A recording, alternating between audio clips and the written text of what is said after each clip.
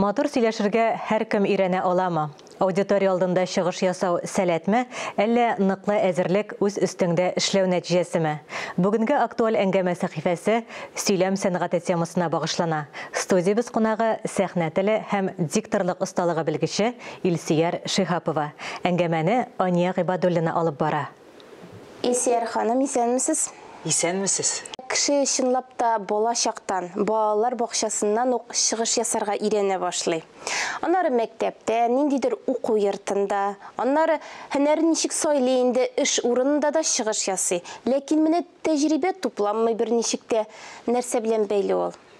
Мин уйлыйм, игътибар җитеп бетми. Безнең милләттә гомумән чыгыш ясау өчен махсус укырга, өйрәнергә, әзерләнергә кирәк дигән фикер юк.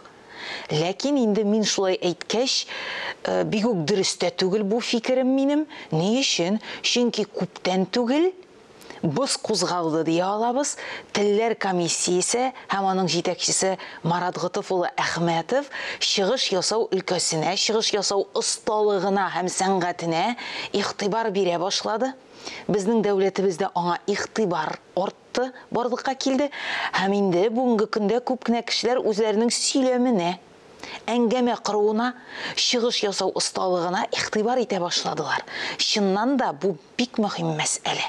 Чөнки без нинди генә һөнәр белән кайларда гына эшләсәк тә, иң беренче нәүбәттә матур итеп, үтемле итеп, ышандырырлык итеп кешеләр белән әңгәмә кыра белергә тиешбез, шулай бит. Чыгыш ясый белү ул кешенең характерына бәйлеме? Юк. Бу кешенең холкына бәйле нәрсә түгел, бу фәкать махсус әзерлек булудан тора. Чыгыш ясарга, сөйләргә, үтемле итеп үзен, эшен, оешмасын тәкъдим итә алырга һәркем өйрәнә ала. Махсус курслар яки югары уку йортларында өйрәнсәләр, һәркем булдыра ала. Холк белән бу бәйле түгел. Холк белән бәйле безнең эмоцияләребез. Эмоциональ сөйлибезме, яки без тыныч сөйлибезме? Шулай да менә чыгыш ясаганда эмоциональ булырга кирәкмисең, яисә эмоцияларыңны шулай бераз гына йөгәнләп торып сөйләргә өйрәнергә кирәкме? Бик матур сорау. Бу инде безнең чыгышыбызның эчтәлегенә бәйле. Әгәр дә без грант отарга телибез икән, без бик эмоциональ булырга тиешбездер. Әгәр дә без отчет белән чыгыш ясыйбыз икән, инде монда эмоциялар түгел, монда соннарны, эшне үтемле итеп, тыныч кына, салмак ритм, сөйләү ритмы белән тәкъдим итү дөрес булыр. Бәлки әле ул ниндидер некрологтыр, бәлки ул кемнедер искә алу кичәседер, бәлки ул юбилей кичәседер. Төрле чаралар була, төрле сәбәпле чыгышлар була. Бу инде сәбәбенә, ситуациясенә дип әйтик, һәм эчтәлеккә бәйле булачак. Аннары хәзер бит инде шулай да гаджетлар вакыты бит инде. Блоглар алып баралар, форумнар үткәрәләр. Сез ничек уйлыйсыз, файдасы бармы менә шулай интернет аркылы трансляцияләр, блоглар алып бару? Бүген интернет заманы. Без 21-нче гасырда яшибез. Цифрлаштыру заманы, чоры дип әйтик. Һәм менә узган ел әле цифрлаштыру елы да булды дип игълан ителде бит, инде шундый ел булды. Без әгәр дә цифрлы заманнан артта калсак, яңа барлыкка килгән гаджетлар дидегез, аның да татар сүзе юк әле бит, шуңа күрә инглизчә сөйлибез әле.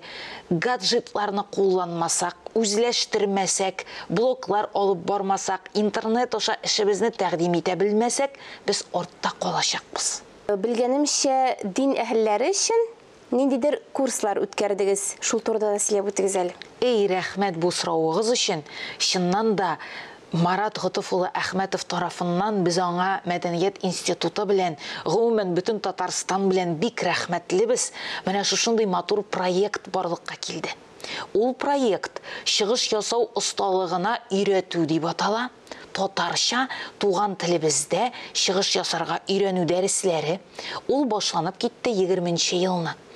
Иң беренчесе аның багышланган иде район башлыклары, җитәкче булган әфәнделәргә.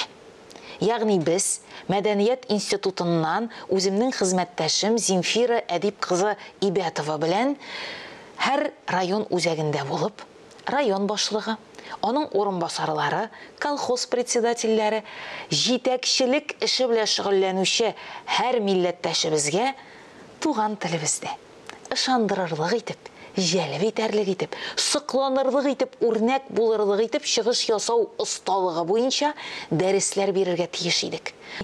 Һәр районга барып, һәр мөхтәсибәткә килеп, хәзрәтләребезгә, имамнарыбызга татарча чыгыш ясау, вәгазьләр уку, озан өчен тавыш киләү дәресләре бирү.